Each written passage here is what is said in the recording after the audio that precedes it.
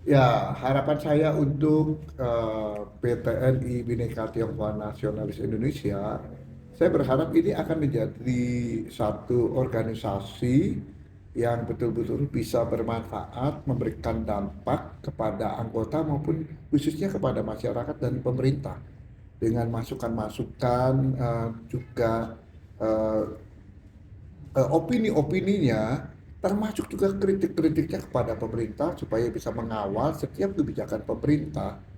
Sekiranya itu menyimpang dari harapan masyarakat, maka salah satu organisasi yang berkenan dan wajib ikut memberikan peringatan adalah Bhinneka Tionghoa Nasionalis Indonesia, karena organisasi ini murni nirlaba dan bertujuan untuk membangun karakter bangsa yang demokratis dan berlandaskan kepada Pancasila. Dalam pandangan saya, langkah-langkah sebagai pengusaha ya, dan khususnya juga untuk rekan-rekan pengusaha dalam menyikapi ekonomi Indonesia yang mungkin tidak baik-baik saja, apalagi dengan resesi global yang mengancam di tahun 2025, kemudian perang dagang yang tidak ada habisnya antara Tiongkok dengan Amerika, kemudian kepemimpinan baru Amerika di bawah Donald Trump yang akan datang, kebijakannya harus diantisipasi. Proteksi ke dalam negeri mereka itu cukup kuat dan juga tentunya berdampak pada negara lain termasuk pada Indonesia. Dalam kaitannya mereka berkonfrontasi dengan Tiongkok pun akan membuat dampak kepada negara-negara berkembang. Belum lagi resesi global akibat dari perang yang masih berkecamuk di Timur Tengah, Ukraina dengan Rusia, dan juga tentunya BRICS ya. Apa langkah BRICS itu tentu harus diantisipasi juga. Kita belum cukup kuat ekonomi kita, apalagi dengan utang luar negeri yang cukup besar, sementara ekspor melorot nih. Dan ekspor kita masih kuat hanya bertumpu pada ekspor sumber daya alam atau natural resources, sedangkan hasil jadi, produk jadi, UMKM apalagi, bahkan pabrik-pabrik kita sebagian gulung tikar khususnya di sektor tekstil. Jadi tentunya kita berharap bahwa dalam 5 tahun ke depan ini dengan pemerintah baru, pengusaha tetap harus berinovasi, kemudian bertahan dengan fundamental bisnisnya yang kuat, baik dari fundamental secara keuangan, secara SDM, sumber daya manusianya, human capitalnya, dan juga memiliki fundamental pasar yang kuat ya.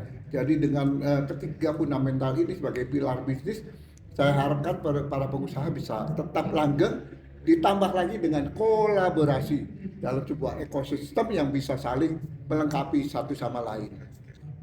Depan. Khususnya di dalam industri hospitality, Indonesia itu adalah negara tujuan wisata BTW yang betul-betul diminati oleh banyak bangsa ya. Sebelum COVID, wisatawan dari China itu cukup banyak, belum lagi dari Eropa ya. Jadi kita punya spot wisata yang cukup baik. Hanya secara kualitas hospitality kita harus ditingkatkan ya, karena ekspektasi mereka wisatawan asing datang ke Indonesia, selain mereka menikmati keunikan, keindahan, juga mereka mau berkuliner ya kan. Jadi ada standarnya. Standar hospitality itu biasanya berdasar kepada service quality ya. Service quality itu juga ada parameternya. Nah, jadi kalau misalnya di industri hospitality-nya perhotelan, itu ada service quality-nya berdasarkan rating bintangnya, bintang berapa. Kalau restoran juga ada. Kalau hospitality-nya di industri kuliner, rumah makan semakin bagus, biasanya nanti akan dapat award, bisa mendapat rating di TripAdvisor. Bahkan kalau restoran tertentu bisa mendapat Michelin Award. Nah, itu salah satunya. Cuman berapa banyak ya industri hospitality Indonesia yang cukup diakui, kecuali yang banyak di Bali. Sedangkan daerah lainnya masih penuh tantangan. Ya tujuan wisata kita bukan hanya Bali. Ya the new Balinya itu banyak. Mau ke Raja Ampat kah, mau kemana, ke Bangka Belitung kah, mau ke Danau Toba kah, mau ke Derawan kah. Nah itu perlu dikembangkan lagi dan didukung oleh ekosistem masyarakat yang siap menerima daerahnya menjadi tujuan wisata yang punya pelayanan kelas dunia global. Ingin menarik perhatian konsumen gitu Pak. Kalau kita mau mempunyai merek yang kuat, yang bagus di industri hospitality, yang pertama memang servisnya harus bagus dong. Produknya oke, servisnya bagus. Memangnya kita tidak punya merek yang bagus di dalam industri hospitality lokal? Ya. Santika itu sudah go global loh ya. Santika itu adalah merek lokal Indonesia. Kemudian beberapa pemain kuliner di bawah payung, contohnya di bawah payungnya Ismaya Group itu bisa bermain sampai ke luar negeri, kemana-mana ya. Karena apa? Mereka punya standar kualitas, ya, baik kualitas untuk produknya, kualitas pelayanannya, dan juga mereka berpromosi. Mereka juga membangun marketing communication untuk meningkatkan awareness daripada merek mereka di mata internasional, bukan hanya di lokal. Kalau kita tahu dulu Esteller 77 itu bisa sampai kemana? Ke Singapura, ke Malaysia ya. Karena apa? Mereka juga inovasi dan memperkenalkan sebagai produk es Indonesia. Kalau di sananya dikenal katanya ada es Shanghai segala macam.